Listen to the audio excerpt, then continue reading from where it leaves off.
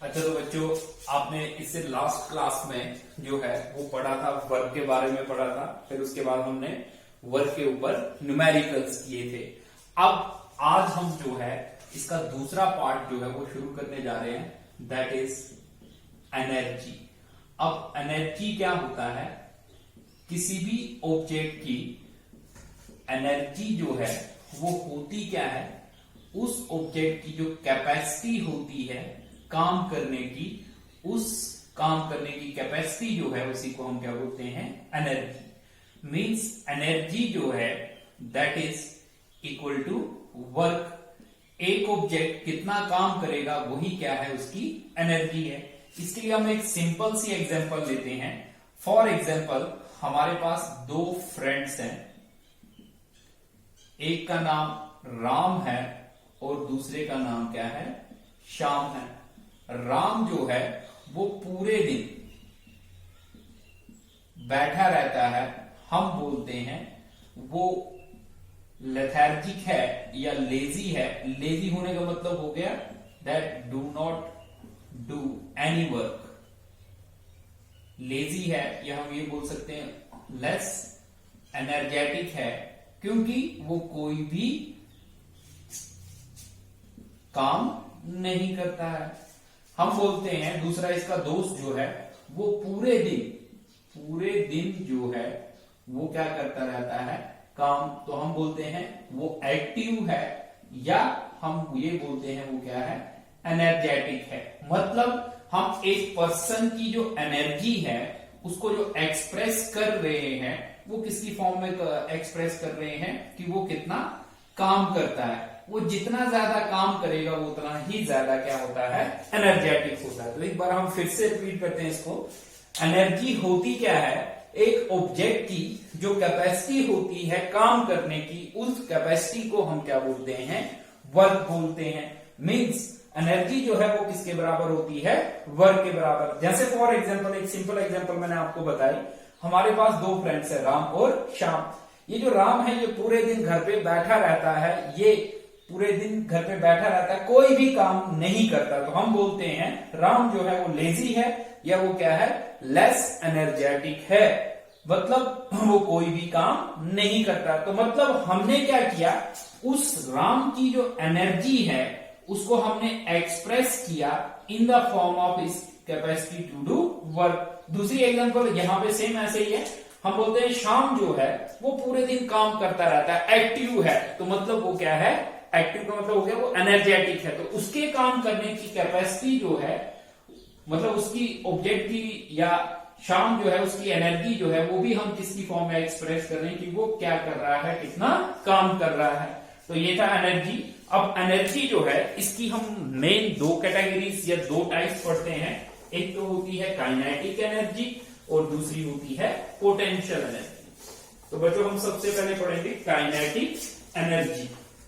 हालांकि एनर्जी जो है सोर्सेस के बेसिस पे डिफरेंट टाइप्स की है, या हमारे पास ऑब्जेक्ट्स के बीच में किस तरह की एनर्जी है उसके बेसिस पे। लेकिन मेनली एनर्जी जो है हम इस चैप्टर में दो तरह की पढ़ेंगे। एक तो है हमारे पास काइनेटिक एनर्जी। क्या है?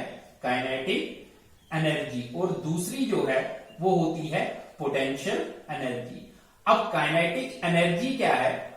हमारे पास एक ऑब्जेक्ट जो है उसकी ड्यू टू इट्स मोशन, एक ऑब्जेक्ट की जो मोशन की वजह से जो एनर्जी होती है उसको हम क्या बोलते हैं? Kinetic energy. Kinetic energy is defined as the energy possessed by an object due to its motion. एक ऑब्जेक्ट के मोशन की वजह से जो उस ऑब्जेक्ट की एनर्जी होती है उस एनर्जी को हम क्या बोलते हैं? काइनेटिक एनर्जी बोलते हैं। अब ये जो काइनेटिक एनर्जी है इसका मतलब, जो काइनेटिक एनर्जी है that is equal to work done by an object due to motion. एक ऑब्जेक्ट अपने मोशन की वजह से जो भी काम करेगा वो काम जो है वो किसके बराबर होगा? उसकी काइनेटिक एनर्जी के बराबर। जैसे फॉर एग्जांपल हम एक सिंपल सी एग्जांपल लेते हैं। हमारे पास एक बॉल जो मोशन में है, जो खुद क्या है, already which is in motion. एक बॉल जो ऑलरेडी मोशन में है वो जब दूसरे बॉल के साथ, जैसे फॉर एग्जांपल बॉल बी के साथ स्ट्राइक करता है या टकराता है, तो टकराने पे वो बॉल बी जो है उसको भी किसमें सेट करता है, मोशन में। मतलब उसने, इस बॉल ने काम किया, क्या काम किया, इसने इसको मोशन में डाला। अब इसका मतलब इसका ये जो काम हुआ, अगर ये बॉल रेस्ट पे होता तो क्या ये इसको मोशन में डाल सकता था, नहीं। लेकिन ये बॉल मोशन में है, इसने इसको किसमें डाला, मोशन में डाला। मतलब इस बॉल ए ने क्या किया, काम किया।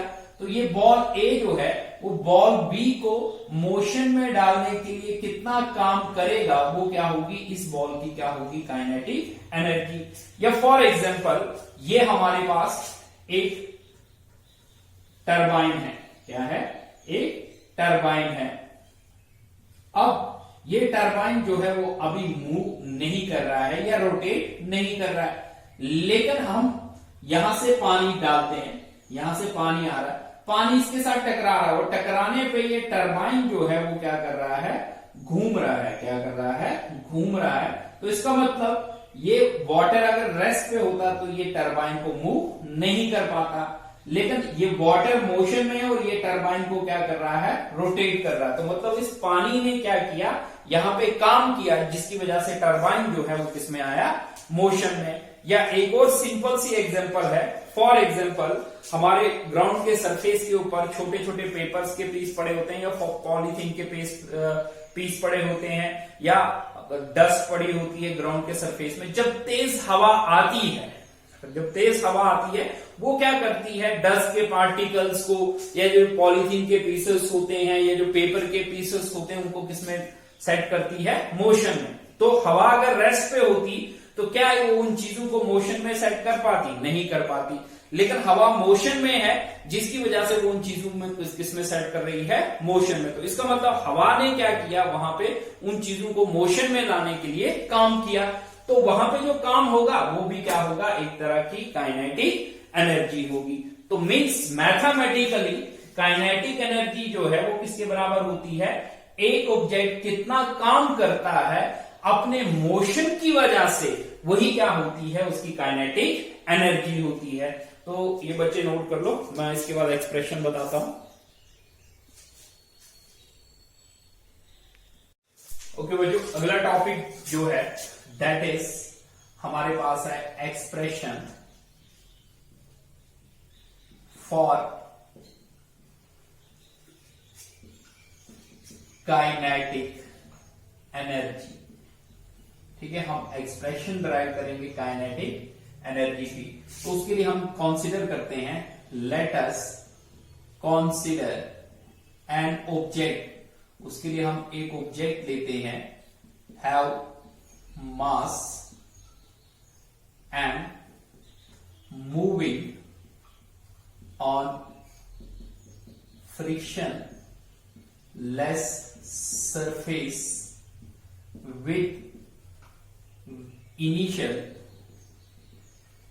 Velocity u।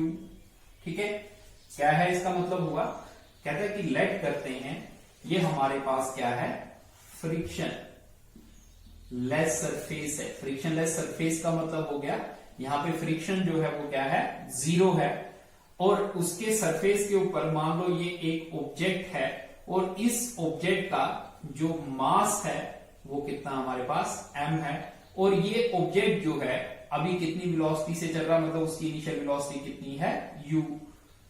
लेट, अब हम लेट करते हैं, F be the force applied on the object।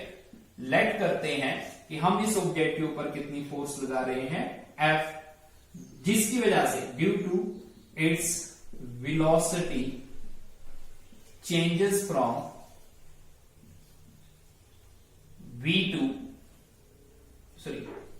u to v, and acceleration produced in the object is ए। ठीक है, कहता है कि अब हम क्या करते हैं, इस ऑब्जेक्ट के ऊपर फोर्स एफ लगाते हैं, तो जब इसके ऊपर फोर्स लगेगी इसकी वेलोसिटी चेंज हो जाती है, वो यू नहीं रहती है बल्कि लेट करते हैं वो कितनी हो जाती है, वी हो जाती है। तो अब वेलोसिटी चेंज हो रही है तो इसका मतलब इसके अंदर क्या प्रोड्यूस हो रही है, एक्सेलरेशन प्रोड्यूस हो रही है, और लेट करते हैं वो एक्सेलरेशन जो प्रोड्यूस हो रही है वो कितनी है, ए है। और जो डिस्प्लेसमेंट आ रही है, एंड द डिस्प्लेसमेंट, क्योंकि फोर्स लगी और फोर्स की वजह से डिस्प्लेसमेंट आ रही है, and the displacement in the position of object और या ऑफ एन ऑब्जेक्ट, जो उसमें डिस्प्लेसमेंट आ रही है वो कितनी है, एस। एक बार मैं फिर से इतने को रिपीट करता हूं। कहता है कि हम कंसीडर करते हैं एक ऑब्जेक्ट जिसका मास जो है वो कितना है, m है, और वो चल रहा है एक फ्रिक्शनलेस सरफेस के ऊपर, और उसकी इनिशियल वेलोसिटी कितनी है, u। कहने का मतलब क्या हुआ, जैसे मैं हूं, मेरा मास कितना है, m, और ये जो सरफेस है इसकी, ये क्या है, फ्रिक्शनलेस सरफेस है, और इसके ऊपर मैं चल रहा हूं विद वेलोसिटी u। अब उसके बाद क्या होता है, इस ऑब्जेक्ट के ऊपर फोर्स अप्लाई होती है। अब फोर्स अप्लाई करने पे लेट है कि इसकी वेलोसिटी v से कितनी हो जाती है, u से कितनी हो जाती है, v। और वेलोसिटी चेंज हो रही है तो मतलब इस ऑब्जेक्ट के अंदर क्या प्रोड्यूस हो रही है, एक्सेलरेशन। तो लेट करते हैं कितनी एक्सेलरेशन प्रोड्यूस हो रही है, a। और इस ऑब्जेक्ट की पोजीशन, अभी ऑब्जेक्ट कहां पे था, पॉइंट ए पे, बाद में फोर्स लगाने पे कहां गया, पॉइंट बी तक। तो ये जो डिस्प्लेसमेंट आ रही है इसकी पोजीशन में, वो लेट करते हैं कितनी, एस। नाउ अब ध्यान रखना इधर बोर्ड पे। Now according to third equation of motion, motion की थर्ड इक्वेशन के अकॉर्डिंग आपने पढ़ा v square minus u square is equal to 2as। अब अगर हम s की वैल्यू निकालें, डिस्प्लेसमेंट की वैल्यू निकालें, तो ये इस साइड आ जाएगा v square minus u square is equal to upon 2a is equal to s। ये s के ऊपर एरो रहने दो, या हम ऐसे लिख सकते हैं s is equal to v square minus u square upon 2a। इसको रखते हैं हम equation first. Now we know that work जो है वो किसके बराबर होता है, फोर्स इंटू डिस्प्लेसमेंट। इसको रखते हैं हम equation third. Now according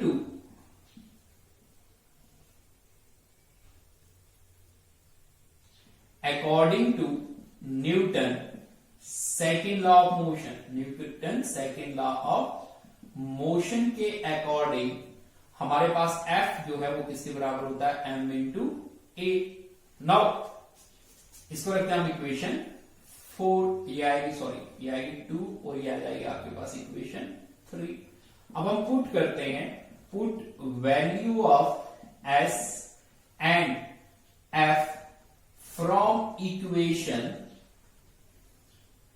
first and third to equation second, we get, हमारे पास क्या आएगा, ध्यान देने का, कहता है कि ये जो s की वैल्यू आपके पास पहले इक्वेशन में आ रही है, और f की वैल्यू ये जो आपके पास दूसरी इक्वेशन में आ रही है, उसको पुट करेंगे इक्वेशन यहां पे सेकंड में, तो आ जाएगा w is equal to f जो है वो किसके बराबर है, m into a, into s जो है वो किसके बराबर है, v square minus u square upon 2a।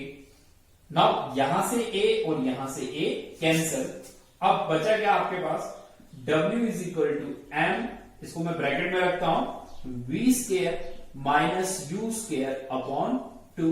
अब m से मल्टीप्लाई करें तो W is equal to mv square minus mu square upon 2।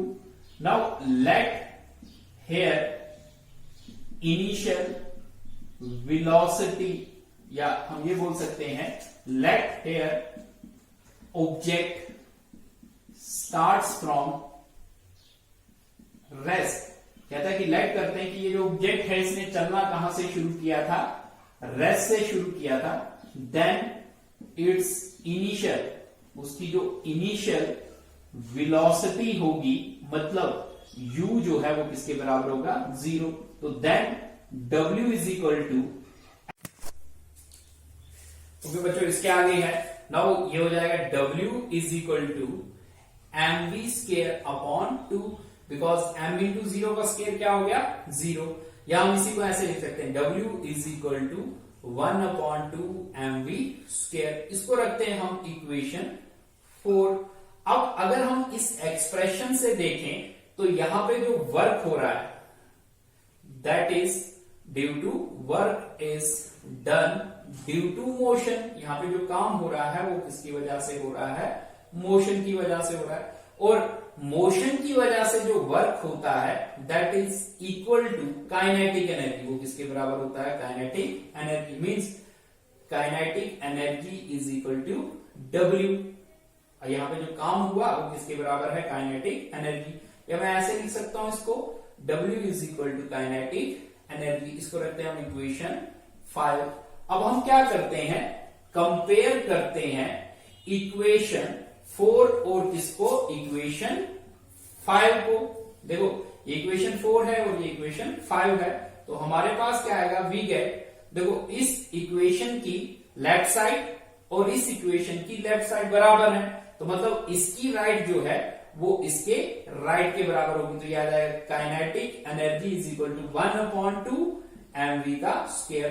तो ये एक्सप्रेशन है किसी भी ऑब्जेक्ट की काइनेटिक एनर्जी कैलकुलेट करने के लिए। तो सब बच्चे इसको नोट कर लो आप। ओके बच्चों, अब न्यूमेरिकल अगला जो है कहता है कि एक प्लेयर एक बॉल को मारता है जिसका मास कितना है, 250 ग्राम है, और वो बॉल जो है उसको किक करने के बाद वो कितनी स्पीड से निकलता है, 10 मीटर पर सेकंड की स्पीड से निकलता है। तो बताओ वो जो प्लेयर है उसने बॉल को किक करने के लिए कितना काम किया। तो आपके पास सबसे पहले दिया हुआ है गिवन मास जो है वो कितना दिया है, 250 ग्राम। उसके बाद आपके पास वेलोसिटी दी है और कितनी दी है आपके पास, 10 मीटर पर सेकंड। और निकालना क्या है आपको, काइनेटिक एनर्जी निकालनी है। तो we know that kinetic energy is equal to 1/2 mass into velocity. Now mass grams में जी दिया और आपको चाहिए किसमें, केजीज में। तो पहले हम इसको कन्वर्ट करेंगे किसमें, केजीज में। और केजीज में कन्वर्ट करने के लिए 1000 से डिवाइड करेंगे तो ये आता है 0.25 केजी। ये हो जाएगा दैट इज इक्वल टू 1/2। अब देखो मास की वैल्यू कितनी है हमारे पास, 0.25 इंटू वेलोसिटी की वैल्यू कितनी है, 10 metre per second. That is equal to, ये हो जाएगा आपके पास का square. That is equal to, यहां पे लिखते हैं 1/2, इसको मैं ऐसे लिख सकता हूं 25 इंटू अपॉन क्या आएगा, 100 इंटू आ जाएगा आपके पास 100, क्योंकि 10 का स्क्वायर कितना हो जाता है, 100 और 100 कैंसल। 2 को जब हम 25 को हम 2 से डिवाइड करेंगे तो हमारे पास आता है 12.5 जूल। तो ये है इस ऑब्जेक्ट की काइनेटिक एनर्जी। तो सब बच्चे इसको नोट करेंगे। तो बच्चों अब हम न्यूमेरिकल करेंगे इस काइनेटिक एनर्जी के ऊपर। पहला न्यूमेरिकल क्या है, कहता है कि आपके पास एक ऑब्जेक्ट है या एक बॉडी है जिसकी काइनेटिक एनर्जी कितनी है, 5 जूल है, और वो कितनी वेलोसिटी से चल रहा है, 2 मीटर पर सेकेंड की वेलोसिटी से चल रहा है। तो आपको बताना है कि इस ऑब्जेक्ट का मास कितना है। मतलब ये एक ऑब्जेक्ट है, ठीक है, इसकी जो काइनेटिक एनर्जी है वो 5 जूल है, और ये ऑब्जेक्ट जो है ये कितनी वेलोसिटी से चल रहा है, 2 मीटर पर सेकेंड की वेलोसिटी से चल रहा है। तो आपको बताना है कि इस ऑब्जेक्ट का मास जो है वो कितना होगा। तो मास कैलकुलेट करते हैं। नाउ गिवन आपके पास एक तो ऑब्जेक्ट की काइनेटिक एनर्जी दी है, ई के से रिप्रेजेंट करते हैं, और वो कितनी आपके पास 5 जूल्स, कितनी है 5 जूल। दूसरा आपके पास उसकी वेलोसिटी दी है, सॉरी वेलोसिटी नहीं, आपके वेलोसिटी दी है और वो कितनी दी है, 2 मीटर पर सेकेंड। आपको निकालना है इसका मास कितना होगा। नाउ वी नो दैट, हमने अभी एक एक्सप्रेशन ड्राइव की, जो काइनेटिक एनर्जी होती है वो किसके बराबर होती है, 1/2 mv का स्क्वायर। नाउ अब बोर्ड पे ध्यान देना है, हमने मास निकालना है तो क्यों ना हम मास को इसी साइड रखें और बाकी टर्म्स इस साइड ले आए। तो मास को हम यही रखते हैं, बाकी टर्म्स इस साइड आएंगी। तो 2 इस साइड डिवाइड में है तो इस साइड आके मल्टीप्लाई में 2 इंटू ई के दैट इज इक्वल टू, अब देखो वेलोसिटी मास के साथ मल्टीप्लाई में है तो इस साइड वेलोसिटी आ जाएगी तो किसमें आ जाएगी, डिवाइड में v square is equal to m, और m is equal to 2 into, अब देखो ई के की वैल्यू कितनी है 5 जूल अपॉन v की वैल्यू कितनी है सर आपके पास, कितनी वेलोसिटी से चल रहा है 2 मीटर पर सेकेंड की वेलोसिटी से चल रहा है। तो देखो 2 और 2 आपके पास हो गया कैंसर, तो ये आएगा, सॉरी कैंसर नहीं होगा, सॉरी ये आ गया 2 और ये आएगा 2 मीटर पर सेकेंड का स्क्वायर, तो ये हो जाएगा m इज इक्वल टू 2 5 10, 2 का स्क्वायर तो मतलब 4, ये आएगा जूल्स, ये आएगा मीटर पर सेकेंड, तो 10 को डिवाइड करेंगे तो आपके पास आएगा 2.5 kg। ठीक है, सब बच्चे इसको नोट कर लो।